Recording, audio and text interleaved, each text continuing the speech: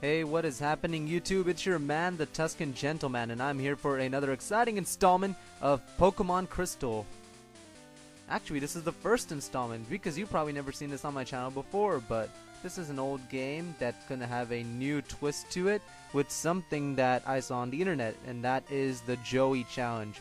Now, let me take a quick minute to explain what the Joey Challenge is. I'll put a link in the description as well. The Joey Challenge is, well, you're all familiar with Youngster Joey, right? If not, then you're about to see him in this video. Youngster Joey is a Pokemon trainer that uses only Rattata in the beginning of the game. And there's something about him that's very meme-worthy. I'm not really sure what it is, because there are a lot of youngsters that have Rattatas, but something about him saying that his his Rattata has more levels than other Rattata and all this weird stuff, you know. You'll see. You'll see. So we're gonna have to skip through the beginning of this game because, again, there is no advanced map or anything like that for this. Sorry, there's no starter generator or anything like that, and I don't want to do anything like that because I want to make this Joey Challenge fair. Obviously, I'm gonna make my name. If this is a Joey Challenge, I'm obviously gonna make my name Joey. So let's go, J-O-E and Y. There we go. I'm Joey. Joey, are you ready? Your very own Pokemon journey. Blah blah blah blah blah blah blah. You guys have probably seen this before, but in case you haven't seen what else is in this room besides all these nice props, there is not a potion apparently. What the heck? Hello, neighborhood fat guy. Yo, Joey, I hear Professor Elm has discovered some new Pokemon that I probably don't want myself. So we're just gonna proceed forward. Hello there, neighborhood lady. It seems like the population of this town is like 10 people or something, but that's really hard to believe. So perhaps maybe the Japanese people are going extinct.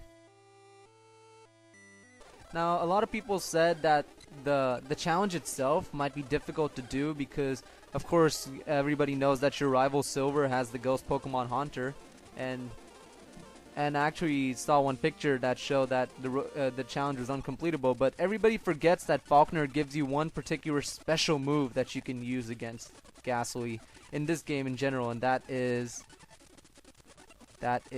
Mud Slap. Yep. Mud Slap. Alright, so he gives you a nice little map card, as you can see here. There's the map card for the Pokegear, and that's all good and fine and dandy. Berry tree. Though I have to admit, this thing looks like a frog. I'm not even kidding, it looks like a frog. It's like somebody severed the head of a frog and stuck it on this. Stuck it on a stick or something. What a waste, a wimp like you. I don't even own this Pokemon. I'm still gonna kick your ass. Alright. So, oh shoot. He really dropped my health. I was not paying.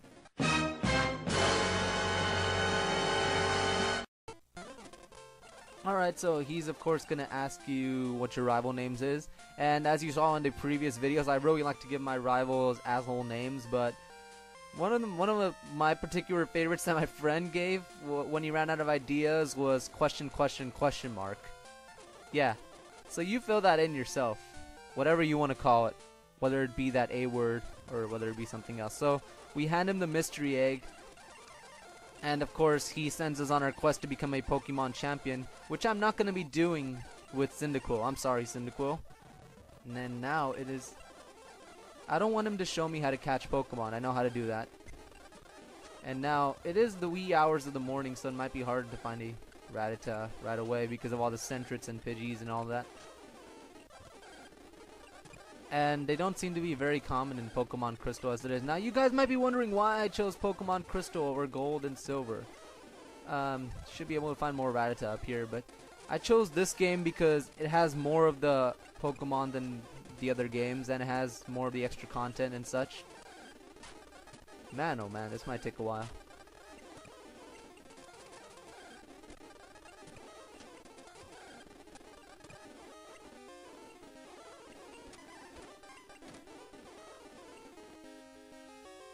Okay. So use a Pokeball. Bingo! We caught a Rattata. And what am I gonna call him? Well, that should be pretty obvious, shouldn't it? This is not canon, by the way. Alright everyone, as you can see, my Rattata is level 4 now, and I'm ready to proceed forward and fight the trainers on in this area. I should be able to get to level 7 fast, which you all know is Quick Attack, and level 14 is Hyper Fang, after which everything should be a piece of cake, because my Rattata is the one getting all the experience. And then of course once you get Super Fang, things get a whole lot more easier. Alright, so let's try it. Let's fight this trainer. Let's take care of him. He has a level 4 Rattata as well. His tail whip failed on the first move. Of course, one more tackle should do this. And I get a nice little level up. Now I'm just going to run back to the Pokemon Center. Heal up. And I have to fight another trainer who I believe... Hello, it's a Hoppip. These are pretty good to train on in the beginning of the game because all they know is Splash from what I think. And later on, all they learn is Synthesis, which is helpful if you want to keep getting beaten up and healed over and over again, especially when you don't have any firepower. Alright, so another level 4. This time I start off on the bad foot. And of course I do manage to win by a critical hit. Lucky me. I had 5 HP and one more hit would have destroyed my Rattata. AKA Tusken. Alright, so he's level 6 now. I don't want to train too much on the monsters out here, the Pokemon out here, the pocket monsters. I'm just going to focus on the trainers. We got a Caterpie. This should be a piece of cake. Also, he has another Caterpie. Die, Caterpie. If you looked at these battles, like, I mean, if you looked at them, you know, more... the way they are on the battle screens, they're more theoretical than anything. Because I can imagine a giant Rattata, or the Rattata being slightly bigger. Hello, Joey, mom call. I can imagine the Rattata being a lot bigger than Caterpie, and being able to crush it with ease. Can you imagine? It's like Caterpie use tackle. Boop! Imagine Caterpie using tackle on an Onix. Imagine Caterpie using tackle on a Ductrio. Imagine Caterpie using tackle on any fire-type Pokemon.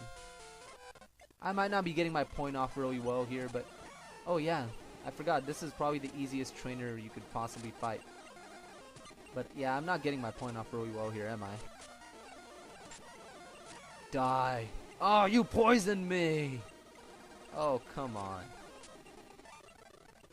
He's like, if I can't win, no one can! Oh, and this was back in the games where... Oh, well! Howdy do, I have an antidote. But I remember there's an item up here somewhere that I think... Oh, that was the antidote that I got, wasn't it? And of course, we have made our way into Violet City now. Okay. And tell me if you guys like these videos speeded up. I personally enjoy them speeded up because, of course, you guys have already seen these games played over and over again. Of course, now I'm going to enter Sprout Tower. And I'm going to take care of these easy peasy Bellsprouts. They should be a piece of cake. One after another. And they don't have any certain abilities that could poison my Rattata or cause any super effective damage. So I should be at least level 10 plus, level 11 by the time I get out of here. Definitely, because they give a lot of experience and they're really low level. This is why I consider the Gold, Silver, and Crystal games a whole lot easier than the Red, Blue, and Yellow games, because if you look at those games, you have the gym leaders. They're pretty easy to beat with no training at all, just battling all the trainers and everything. Then you have the uber strong Elite Four, who are just like 20. I forget. Like I remember the first one, Loreri or something. Her first Pokemon is like level 50 something, 55ish. And that's all fine and dandy, but it's a big jump, especially when the trainers on the victory road don't get you that much experience. Don't get you enough experience to reach those levels. And she's just the icing on the cake, and literally the icing on the cake because she trains Ice-type Pokemon. But the other ones like Bruno, I think Bruno's probably the easier one. I think Agatha is a tough one. I don't think the Elite Four are that bad. They are a little high level. You're gonna have to do some extra training. I think the hard part is just that you have to do all these consecutive battles, if you know what I mean. It's just one after another, but that's nothing that can't be solved with a few revives and such. And I might struggle with it initially myself when I first fight the Elite Four. Level 11 already, so my prediction was correct. I'm gonna need thousands of restores. I'm gonna need lots of money on that note too, and lots of training. Alright, so now we get to fight the Elder himself, who looks exactly like all the other people. I don't know why they call him the Elder when he's not exactly older than the other guys. Probably Elder as in wise, though he's not quite wise. Oh, I wasn't wise myself to not restore the PP of my quick attack. PP. Level 12 though. That's far exceeded my expectations, and I get Flash, which I really have no use for right now, or probably ever in this game, because I don't have any need to catch any Pokemon from the cave. But I do have a need to battle the trainers there, which I might, but I'm gonna make this a straightforward and linear run. And now we are going to fight the gym leader of Violet City. So here we are at Violet Gym, ready to fight the gym leader himself, Falkner. My Rattata is now level 12. I was gonna say 14. I wish it was 14. But I think we're gonna start off by fighting these trainers first. That's level 9 Spearow. Of course, Rattata is dominant initially in the game, so you'll see that I dominate pretty much everyone early on. Especially since I'm a few levels ahead of them, and since Rattata has all this strong attack. But eventually the other Pokemon that have 3 evolutions will pass Rattata, and that's when things will get a lot harder, when I'm gonna have to start using things like proteins and calcium and such. I should be able to beat Falkner in one go. He's pretty easy. Ouch. Maybe not. Okay, maybe not. I lost a few big bucks there. I'm surprised he didn't use Mud Slap to lower my accuracy. Probably thinks he can't beat me right away. I was actually hoping that I have a Hyper Fang before this battle, but it should still be a piece of cake. See, there we go. We beat him. And I learned Hyper Fang, ironically, right after the battle. Wow. Okay. And I get Mud Slap. Now this is what I was talking about. A lot of people said that it was impossible to beat this game on the run. On the Joey challenge, because your rival Silver has a Ghastly, but you have Mud Slap. And at this time, they forget that there were no abilities, so Ghastly does not have Levitate, which means that any ground type attack is gonna do some serious damage to Ghastly, or at least enough damage to kill it. Alright, so Professor Elm tells me to come over here. I'm gonna have to watch his little egg, because I'm apparently now his butt buddy for all these things. And the generic scientist who works with him has gone. And now we can actually proceed further down this way. It didn't take us long to beat the first gym, but I'm gonna go ahead and save the game now. That's actually 2 hours and 20 minutes of gameplay cut down by 1,000 times. But anyways, that is all for this episode. I will see you guys next time. This is your man, the Tusken Gentleman, out! If you like this video, why not subscribe? Maybe leave a like on Facebook, maybe a like on Google+, maybe a follow on Twitter. Thanks for watching.